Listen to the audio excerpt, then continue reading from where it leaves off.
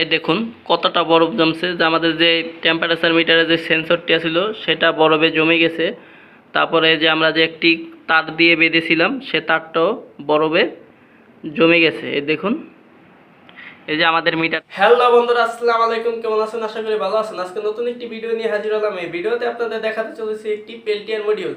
তো এই পেল্টিয়ার মডিউলটির সাহায্যে কিভাবে বরফ তৈরি করা যায় এই ভিডিওতে আপনাদের পুরোপুরি প্রসেসটা দেখিয়ে দেব। চলুন ভিডিওটি শুরু করা যাক।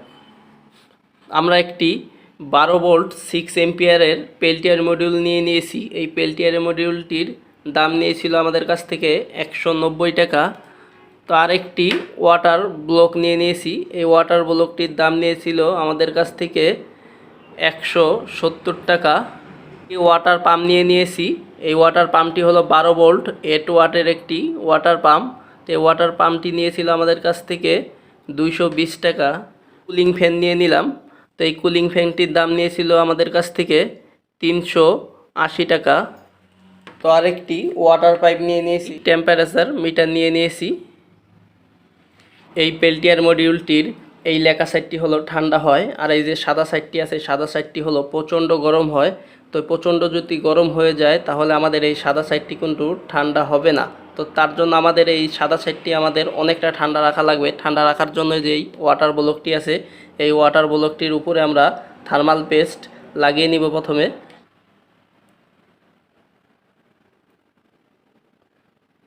তো এই থার্মাল পেস্টটির কাজ হলো আমাদের যেই পেল্টিয়ার মডিউলটি যে হিট হবে সেই হিটটাকে আমাদের দ্রুত ঠান্ডা করবে আর কি।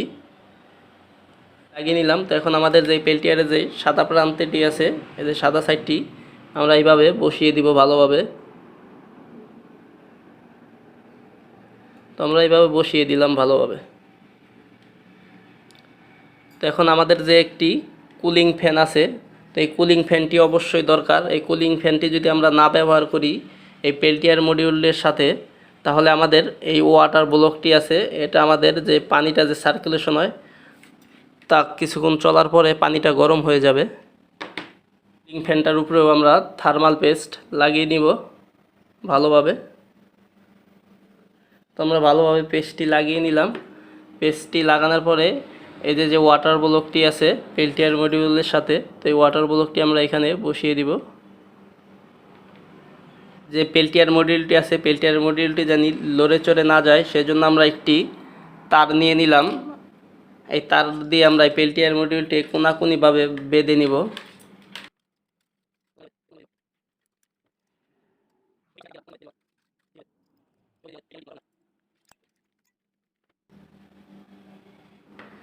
পেল্টিয়ার মডিউলটি ভালোভাবে বেঁধে নিয়েছি। এখন এই ওয়াটার ব্লকের সাথে দুটি পাইপ লাগিয়ে নিব। তো এই যে দুটি পাইপ নিয়ে নিলাম, এই দুটি পাইপ ওয়াটার ব্লকের সাথে লাগিয়ে দিব ভালোভাবে।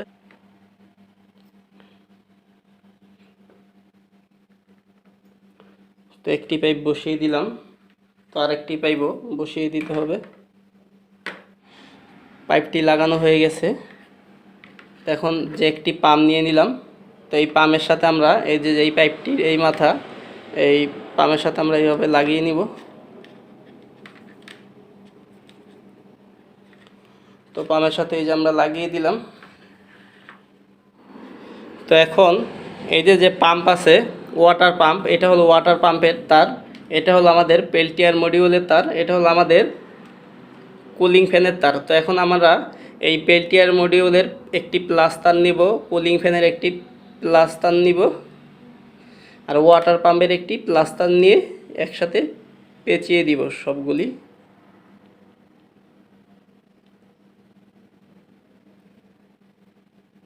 পেঁচিয়ে দিলাম। তো এখন আমাদের যেই কুলিং ফ্যানের মাইনাস তার, পেল্টিয়ার মডিউলের মাইনাস তার, ওয়াটার পাম্পের মাইনাস তারের সাথে পেঁচিয়ে নিব।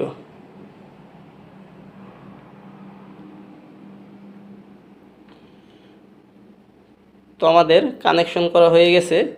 তো একটি তার নিয়ে নিলাম, এই দেখতে পাচ্ছেন এই তারের সাথে আমরা এই যে আমাদের যে প্লাস সাইডটি আছে পেল্টিয়ার মডিউলের ওয়াটার পাম্পের কুলিং ফ্যানের প্লাস তারের সাথে আমরা এই প্লাস তারটি পেঁচিয়ে দিব। তো এই যে মাইনাস তার আছে এই মাইনাস তারের সাথে আমরা এই মাইনাস তারটি পেঁচিয়ে দিব।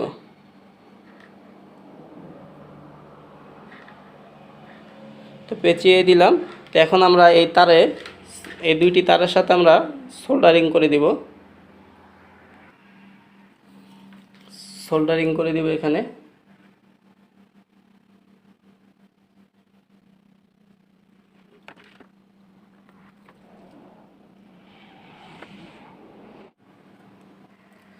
তো আমরা সোল্ডারিং করে নিয়েছি। এখন এই দুইটি তারের সাথে আমরা কস টিপ পেঁচিয়ে দিব।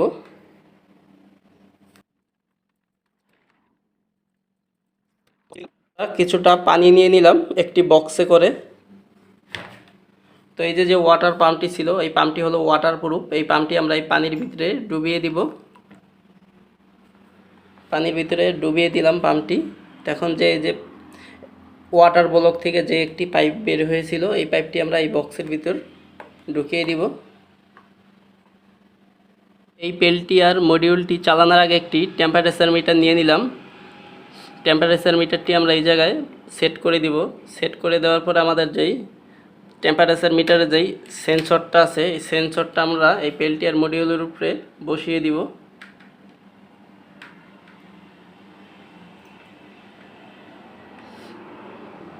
পেল্টিয়ার মডিউলটি চালানোর আগের টেম্পারেচার 32। তো এখন আমরা একটি 12 ভোল্ট 20 এম্পিয়ারের ব্যাটারি থেকে দুটি তার নিয়ে নিয়েছি। তো এখন আমরা প্রথমে এই পেল্টিয়ার মডিউলের যেই প্লাস তারটি এই ব্যাটারি প্লাস তারের সাথে সংযোগ করে নিব।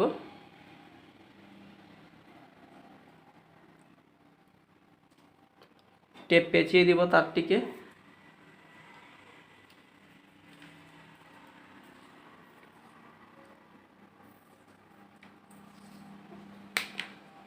তো টেপ পেঁচিয়ে নিলাম।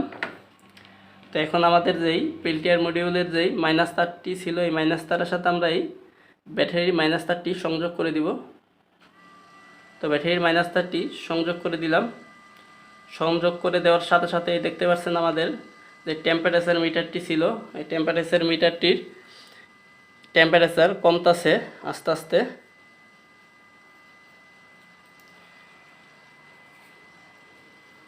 তো এই যে আস্তে আস্তে টেম্পারেচার কমতেছে, দেখতে পাচ্ছেন। তো এই দেখতে পাচ্ছেন 20 মিনিটে পেল্টিয়ার মডিউলে উপরে বরফ জমে গেছে। কতটা বরফ জমছে, মাত্র 20 মিনিট সময় লাগছে বরফ জমার জন্য। এই দেখুন কতটা বরফ জমছে, যে আমাদের যে টেম্পারেচার মিটারে যে সেন্সরটি ছিল সেটা বরফে জমে গেছে। তারপরে যে আমরা যে একটি তার দিয়ে বেঁধেছিলাম সে তারটাও বরফে জমে গেছে। এই দেখুন, এই যে আমাদের মিটারটা, এই দেখুন, এই দেখতে পাচ্ছেন মিটারটা -0 ডিগ্রি সেলসিয়াস আছে মিটারটাই, দেখতে পাচ্ছেন। তো আমরা এখন পেল্টিয়ার মডিউলটিকে বন্ধ করে দিব। বন্ধ করে দেওয়ার পর এই যে আমাদের সেন্সরটি আছে, সেন্সরের সাথে দেখতে পাচ্ছেন বরফ জমা হয়ে গেছে। এই যে, তো পেল্টিয়ার মডিউলের দিয়ে বরফ জমানো সম্ভব। আপনারা দেখতে পাচ্ছেন পেল্টিয়ার মডিউলের উপরে অনেকটা বরফ জমা হয়ে গেছে। তো এই পেল্টিয়ার মডিউলটি দিয়ে আপনারা যদি কোনো ছোটোখাটো ফ্রিজ তৈরি করেন, সেক্ষেত্রে সেই ফ্রিজে বরফ জমা হবে না, কারণ এই পেল্টিয়ার মডিউলের সাথে শুধু বরফ জমে। আর আপনারা যদি ফ্রিজ তৈরি করেন, সেক্ষেত্রে সেই ফ্রিজটি নর্মাল ফ্রিজ হিসাবে ব্যবহার করতে পারবেন। সেই ফ্রিজটি বেশি দিন লাস্টিং করবে না, কিছুদিন পর নষ্ট হয়ে যাবে পেল্টিয়ার মডিউলটি। তো আপনাদের যদি আমাদের ভিডিওটি যদি ভালো লেগে থাকে, তাহলে আমাদের চ্যানেলটিকে সাবস্ক্রাইব করবেন, লাইক কমেন্ট শেয়ার করে দিবেন।